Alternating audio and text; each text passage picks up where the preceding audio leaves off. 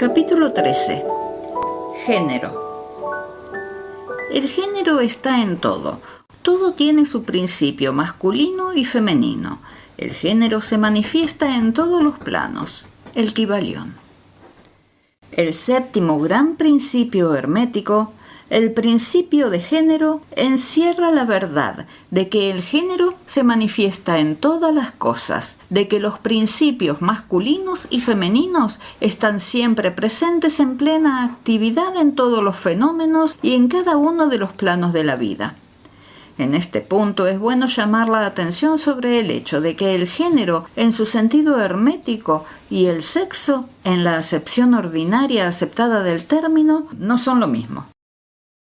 La palabra género deriva de la raíz latina que significa concebir, procrear, generar, crear, producir. Un momento de consideración sobre el asunto demostrará que esa palabra tiene un significado mucho más amplio y general que el término sexo, pues éste se refiere a las distinciones físicas entre los seres machos y hembras. El sexo no es más que una mera manifestación del género en cierto plano del gran plano físico, el de la vida orgánica. Es necesario que esta distinción se imprima en la mente, porque ciertos escritores que han adquirido algunas nociones de filosofía hermética han tratado de identificar este séptimo principio con estúpidas y a veces reprensibles teorías y enseñanzas concernientes al sexo. El oficio del género es solamente el de crear, producir, generar, etc., y sus manifestaciones son visibles en todos los planos fenomenales. Es un tanto difícil aportar pruebas de esto siguiendo las líneas científicas, porque la ciencia no ha reconocido todavía a este principio como de aplicación universal. Pero así y todo, van produciéndose algunas pruebas provenientes de fuentes científicas. En primer lugar, encontramos una manifestación distinta del principio del género entre los corpúsculos, iones o electrones, que constituyen las bases de la materia como la ciencia lo reconoce actualmente, y que al construir determinadas combinaciones forman el átomo, que anteriormente se consideraba como el punto final e indivisible. La última palabra de la ciencia es que el átomo está compuesto por una multitud de corpúsculos, electrones o iones, diversos nombres de la misma cosa, que giran unos en torno de otros y vibran con un elevado grado de intensidad. Pero se postula además que la formación del átomo se debe realmente a que los corpúsculos negativos se pongan a girar en torno de uno positivo. Los corpúsculos positivos parecen ejercer cierta influencia sobre los negativos, impulsando a estos a constituir ciertas combinaciones que dan como resultado la creación o generación de un átomo. Y esto está perfectamente de acuerdo con las más antiguas enseñanzas herméticas, que han identificado siempre al principio masculino del género con lo positivo y al femenino con lo negativo, como en la electricidad, por ejemplo. Puédese agregar ahora que la mente pública se ha formulado una impresión completamente errónea sobre las cualidades del llamado polo negativo de la materia electrizada o magnetizada. Los términos positivo y negativos han sido pésimamente aplicados a este fenómeno. La palabra positivo significa algo real y fuerte en comparación con la irrealidad o debilidad del negativo. Pero nada está más lejos de los hechos reales de los fenómenos eléctricos. El polo negativo de la batería es realmente el polo en y por el cual se manifiesta la generación o producción de formas y energías nuevas. Nada hay de negativo en él. Los hombres de ciencia de mayor autoridad están actualmente empleando la palabra cátodo en vez de negativo, derivando cátodo de una raíz griega que significa desciende, el recorrido o camino de la generación, etc. Del cátodo emerge el torbellino de electrones o corpúsculos. Del mismo polo surgen esos maravillosos rayos que han revolucionado las concepciones científicas durante la pasada década. El polo catódico es la madre de todos los extraños fenómenos que han convertido en inútiles a los antiguos libros de texto y que han hecho que teorías mucho tiempo aceptadas hayan sido relegadas al montón de los desechos de las especulaciones científicas. El cátodo o polo negativo es el principio madre de los fenómenos eléctricos y de las más sutiles formas de materia que la ciencia conoce actualmente. De manera, pues, que existen poderosas razones que impulsan a rechazar el término negativo, insistiendo en sustituirlo por la palabra femenino, en vez del término antiguo. Los hechos nos conducen a esto sin tener en cuenta para nada la doctrina hermética y por consiguiente emplearemos la palabra femenino en vez de negativo al hablar de dicho polo de actividad. Las últimas enseñanzas científicas dicen que los corpúsculos o electrones creadores son femeninos. La ciencia dice que están compuestos por electricidad negativa y nosotros que están compuestos por energía femenina. Un corpúsculo femenino se destaca, o mejor dicho, deja a un corpúsculo masculino y comienza una nueva carrera. Activamente busca una unión con un corpúsculo masculino animado por el impulso natural a crear nuevas formas de materia o energía. Cierto autor va aún más lejos y dice que enseguida busca por su propia voluntad una unión. Este desprendimiento y unión forman la base de la mayor parte de las actividades en el mundo químico. Cuando un corpúsculo femenino se une a otro masculino, empieza determinado proceso. Las partículas femeninas vibran más intensamente bajo la influencia de la energía masculina y giran rápidamente en torno de esta última. El resultado es el nacimiento de un nuevo átomo. Este nuevo átomo está compuesto realmente por una unión de electrones masculinos y femeninos, pero cuando la unión se efectúa, el átomo es una cosa separada que posee ciertas propiedades, pero que ya no manifiesta más la propiedad de electricidad en libertad. El proceso de desprendimiento o separación de los electrones femeninos se llama ionización. Estos electrones o corpúsculos son los obreros más activos en el campo de la naturaleza. De sus uniones o combinaciones surgen las diversas manifestaciones de la luz, del calor, de la electricidad, del magnetismo, de la atracción, de la repulsión, de las afinidades químicas y sus contrarios, así como otros fenómenos de índole similar. Y todo surge de la operación del principio de género en el plano de la energía.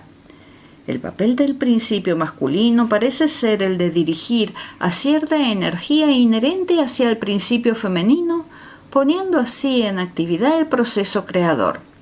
Pero el principio femenino es el único que ejecuta siempre el trabajo activo creador en todos los planos absolutamente.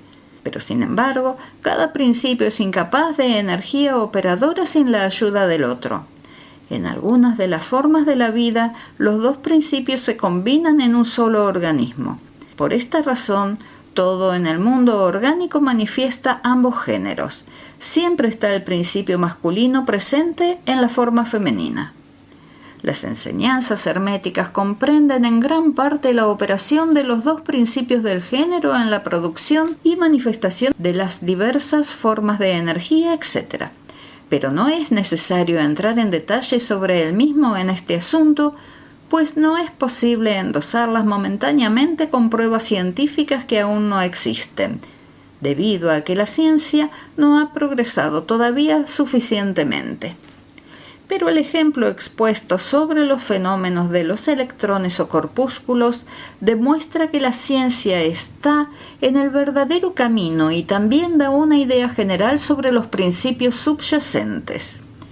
Algunos investigadores científicos han anunciado su creencia de que en la formación de los cristales se encuentra algo que corresponde a una especie de actividad sexual, lo que es una prueba más de la dirección de donde sopla el viento actualmente sobre el campo de la ciencia. Y cada año que pasa aportará nuevos hechos que corroborarán la exactitud del principio hermético de género. Se encontrará que el género está en operación constante, manifestándose en todo el campo de la materia inorgánica, así como en el campo de la energía o fuerza. La electricidad se considera actualmente como algo en lo que todas las demás formas de energía se mezclan o disuelven. La teoría eléctrica del universo es la última doctrina científica emitida y está adquiriendo rápidamente gran popularidad y aceptación.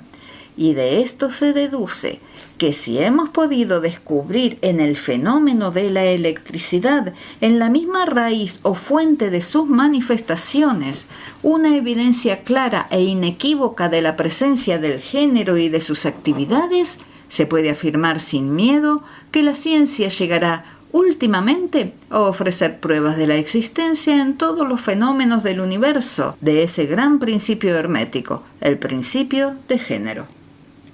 No es necesario perder el tiempo hablando del conocido fenómeno de la atracción y de la repulsión, de los átomos y de la afinidad química, de los amores y odios de las moléculas, de la atracción o cohesión entre las partículas de la materia. Esos hechos son harto conocidos como para exigir mayores comentarios. Pero ¿se ha pensado alguna vez en que todas estas cosas no son más que manifestaciones del principio de género? ¿No se ve claramente que el fenómeno es general, trátese de corpúsculos, moléculas o electrones? Y todavía más, ¿no es enteramente razonable y lógica la enseñanza hermética que afirma que la misma ley de la gravitación, esa extraña atracción por la cual todas las partículas y cuerpos en el universo tienden unos hacia otros, no es sino otra manera de manifestarse del principio del género que opera en la dirección de atraer las energías masculinas hacia las femeninas y viceversa? No es posible ofrecer pruebas científicas por el momento, pero si se examinan los fenómenos a la luz de las doctrinas herméticas sobre el asunto, se verá que no existe hipótesis alguna mejor que la actual que explique los problemas. Sométanse todos los fenómenos físicos a la prueba y se verá que el principio del género se hace evidente. Pasemos ahora a considerar la operación de este principio en el plano mental. Muchos hechos interesantes están esperando nuestro examen. Capítulo 14. Género mental. Los estudiantes de psicología que han seguido atentamente el tren del pensamiento moderno en lo que respecta a los fenómenos mentales habrán quedado extrañados de la rara insistencia de la idea o concepto de la dualidad mental que se ha manifestado tan fuertemente durante los 10 o 15 años últimos y que ha dado origen a gran número de plausibles teorías concernientes a la naturaleza y constitución de esa doble mente. El difunto Thomson J. Hudson alcanzó gran popularidad en 1893 al enunciar su conocida teoría sobre las mentes objetiva y subjetiva, que según sostenía existían en cada individuo. Otros autores han llamado igualmente la atención con sus teorías referentes a las mentes conscientes y subconsciente, mentes voluntaria e involuntaria, mente activa y pasiva, etc. Esas teorías podrían diferir según cada autor, pero siempre queda el principio básico, que es el de la dualidad mental. El estudiante de la filosofía hermética se siente tentado por la sonrisa cuando lee y oye hablar de esas numerosas teorías nuevas respecto a la dualidad de la mente, adhiriéndose cada escuela tenazmente a su propia doctrina, proclamando cada una con empeño que ha sido ella la que ha descubierto la verdad. El estudiante que hojee el libro de la historia oculta encontrará en su mismo principio referencias a las antiguas enseñanzas herméticas sobre el principio del género. Y si prosigue su examen, encontrará que esa antigua filosofía conoció el fenómeno de la dualidad mental y la explicó mediante la teoría del género en la mente.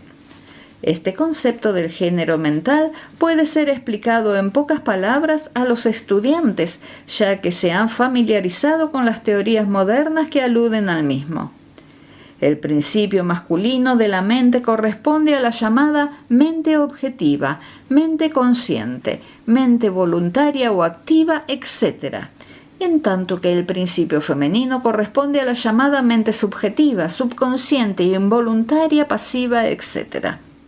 Por supuesto, la enseñanza hermética no concuerda con las muchas teorías modernas concernientes a las dos fases de la mente, ni admite muchos de los hechos proclamados por esas escuelas en apoyo de ese doble aspecto.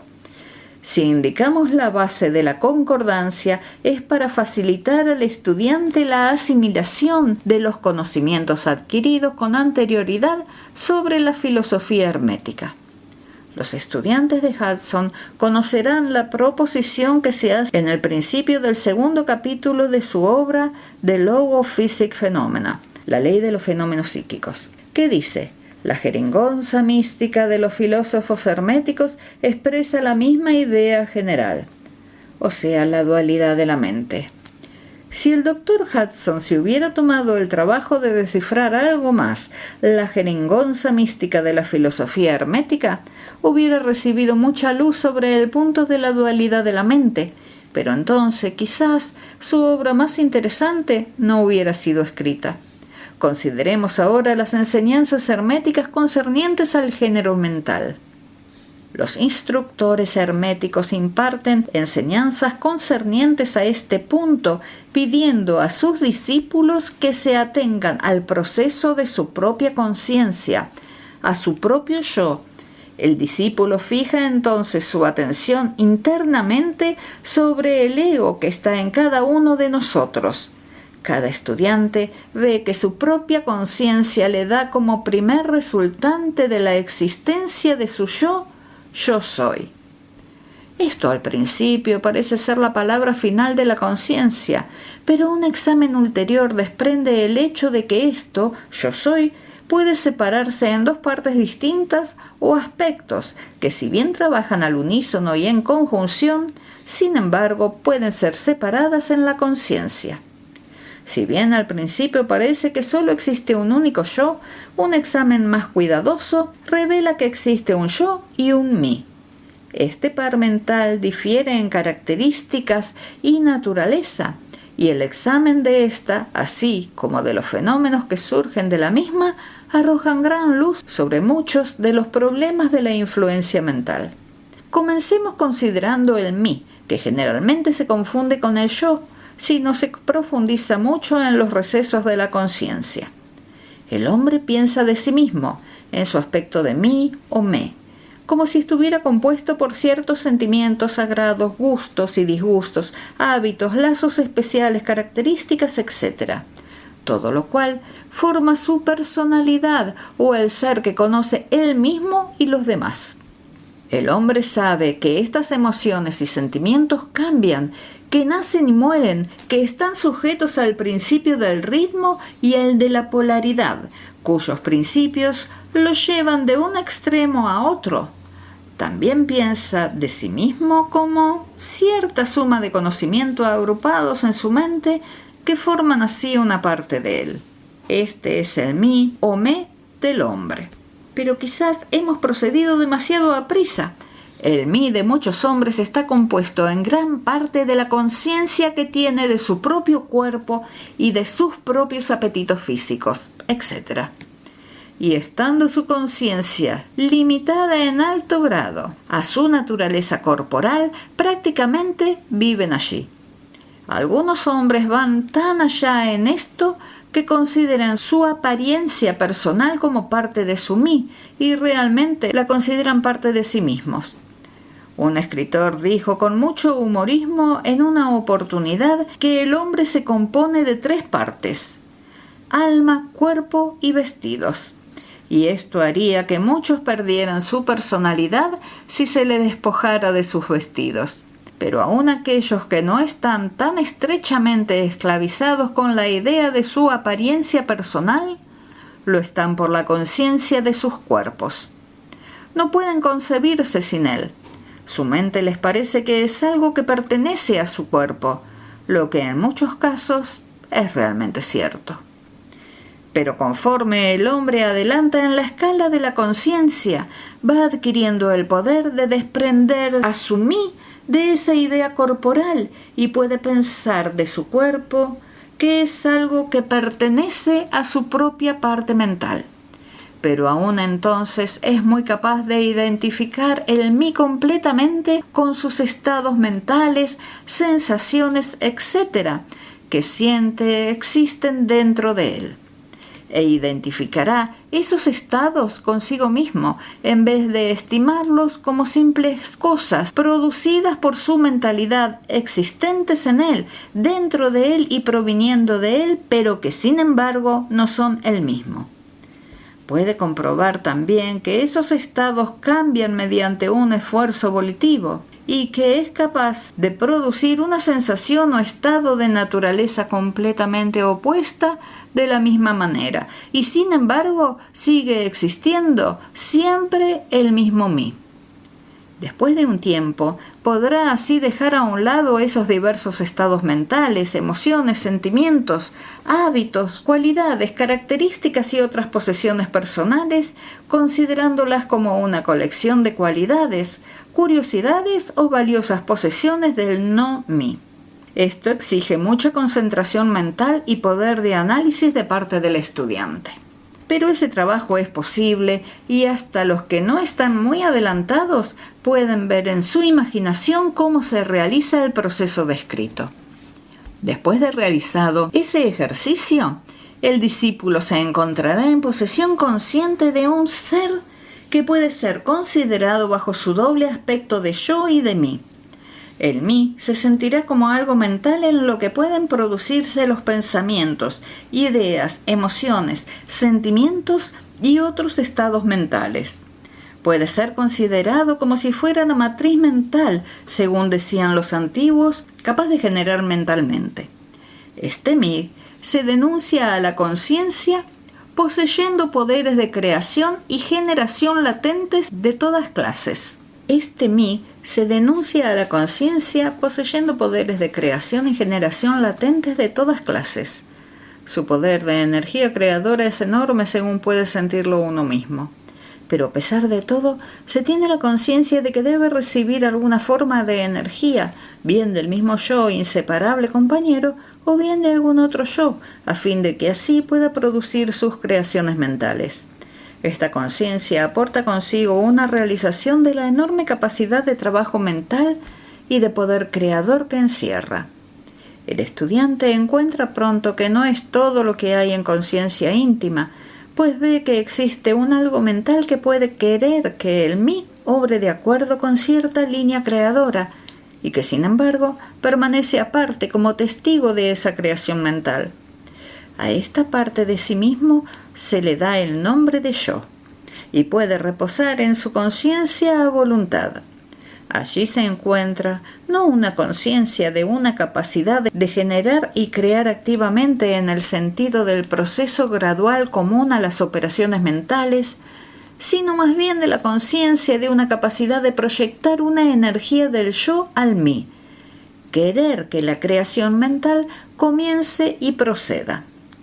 También se experimenta que el yo puede permanecer aparte, testigo de las operaciones o creaciones mentales del mí.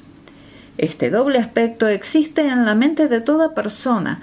El yo representa el principio masculino del género mental y el mí el principio femenino. El yo representa el aspecto de ser y el mí el aspecto de devenir. Se notará que el principio de correspondencia opera en este plano lo mismo que en el que se realiza la creación del universo. Los dos son parecidos, si bien difieren enormemente de grado. Como es arriba es abajo, como es abajo es arriba.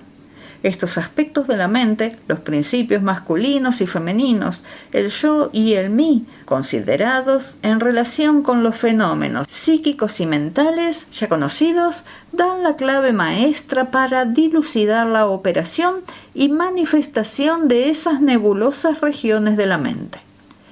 El principio del género mental aporta la verdad que se encierra en todo el campo de los fenómenos de influencia mental. La tendencia del principio femenino es siempre la de recibir impresiones, mientras que la tendencia del masculino es darlas o expresarlas. El principio femenino tiene un campo de acción mucho más variado que el masculino. El principio femenino conduce el trabajo de generar nuevos pensamientos, conceptos, ideas, incluso la obra de la imaginación. El masculino se contenta con el acto de querer en sus varias fases.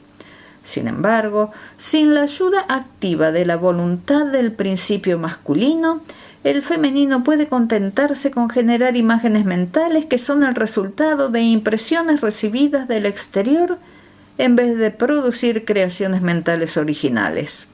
Las personas que pueden prestar continuada atención a un sujeto emplean activamente ambos principios mentales, el femenino en el trabajo activo de la generación mental y el masculino en estimular y dar energía a la porción creadora de la mente. La mayoría apenas hace uso del principio masculino y se contenta con vivir de acuerdo con los pensamientos e ideas que se filtran en su mí y provienen del yo de otras mentalidades. Pero no es nuestro propósito detenernos en esta faz del asunto, cosa que puede estudiarse en cualquier tratado bueno de psicología, con la clave ya indicada sobre el género mental. El estudiante de los fenómenos psíquicos conoce la realidad de los maravillosos fenómenos clasificados como telepatía, influencia mental, sugestión, hipnotismo, etc. Muchos han buscado explicación a estas diversas fases de los fenómenos, siguiendo las teorías de dualidad mental promulgadas por los diferentes instructores. Y hasta cierto punto están en lo cierto, porque realmente existe una manifestación clara y definida de dos fases distintas de actividad mental. Pero si estos estudiantes consideran esa dualidad a la luz de las enseñanzas herméticas concernientes a la vibración y al género mental, verían que la clave tan buscada la tienen al alcance de la mano. En los fenómenos telepáticos se ve que la energía vibratoria del principio masculino se proyecta hacia el principio femenino de otra persona y que esta última absorbe ese pensamiento y le permite desarrollarlo y madurarlo. En la misma forma obra la sugestión y el hipnotismo. El principio masculino de una persona da la sugestión dirigiendo una corriente de energía o poder vibratorio hacia el principio femenino de otra, y ésta, al aceptarla, la hace suya y piensa en consecuencia. Una idea así alojada en la mente de otra persona crece y se desenvuelve, y a su tiempo es considerada como una verdadera creación mental del individuo, mientras que en realidad no es más que el huevo de un cuco puesto en el nido del gorrión, pues aquel pájaro pone sus huevos en un nido ajeno. El proceso normal es que el principio masculino y el femenino de una persona obren coordinada y armoniosamente conjuntamente.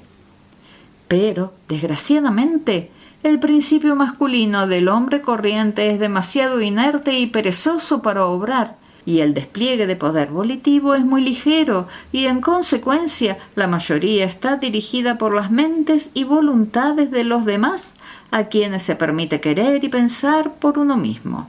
¿Cuántos pensamientos u obras originales hace el hombre corriente?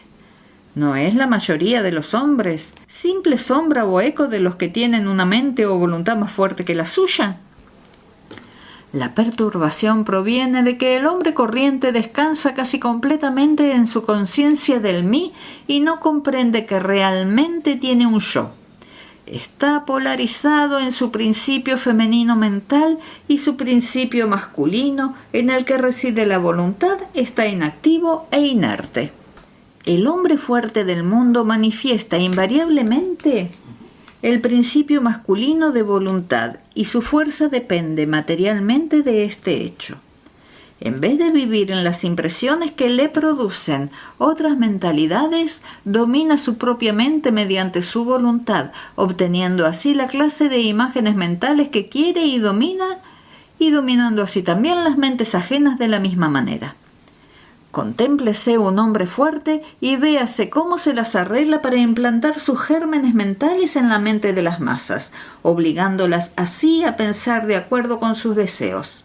Este es el motivo por el cual las masas son como rebaños de carneros, que nunca originan una idea propia ni emplean sus propios poderes y actividades mentales. La manifestación del género mental puede notarse en todas partes diariamente. Las personas magnéticas son las que pueden emplear su principio masculino para imprimir sus ideas sobre los demás. El actor que hace reír o llorar a la concurrencia está haciendo uso de este principio. Igualmente sucede con el orador, político, predicador o cualquier otro que atraiga la atención pública. La influencia peculiar que ejerce un hombre sobre otro es debido a la manifestación del género mental según las líneas vibratorias ya indicadas. En este principio está el secreto del magnetismo personal, de la fascinación, etc., así como también de los fenómenos agrupados bajo el nombre de hipnotismo. El estudiante que se ha familiarizado con los fenómenos generalmente denominados psíquicos habrá descubierto la importante parte que desempeña en los citados fenómenos esa fuerza que la ciencia llama sugestión, por cuyo término se indica el proceso o método por el cual se transfiere una idea o se imprime sobre la mente de otro, obligando así a la segunda mentalidad a obrar concordantemente.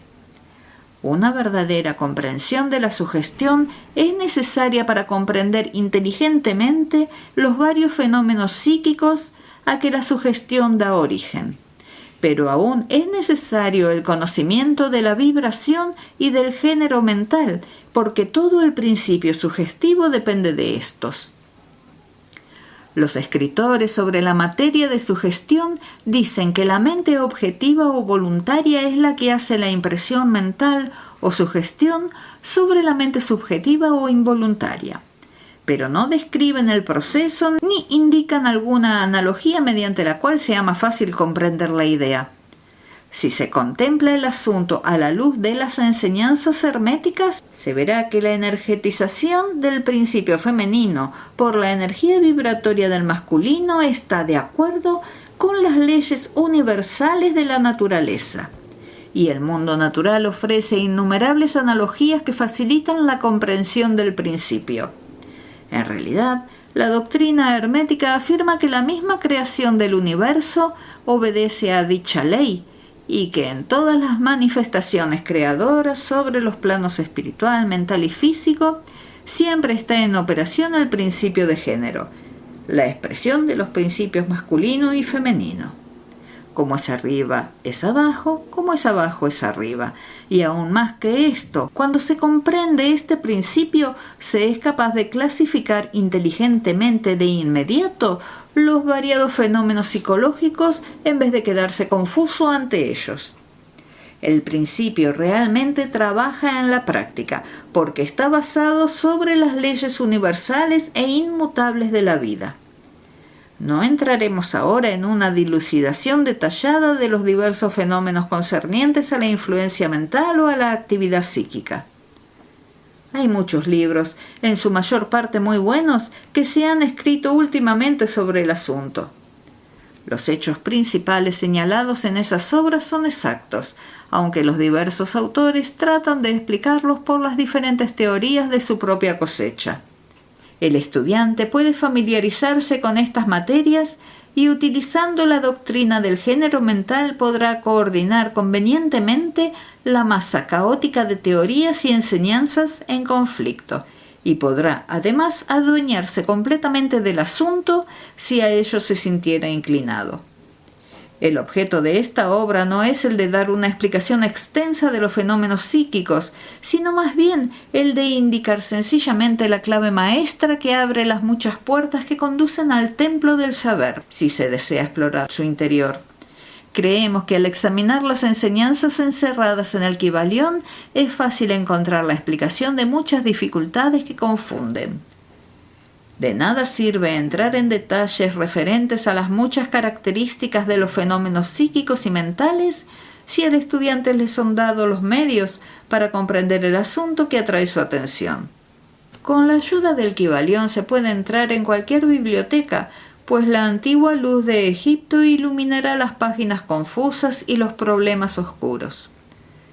Este es el verdadero objeto de esta obra. No venimos a exponer una filosofía nueva, sino a suministrar las bases fundamentales de la antigua enseñanza universal que esclarece todas las doctrinas y que servirá para conciliar todas las teorías, por diferentes u opuestas que parezcan.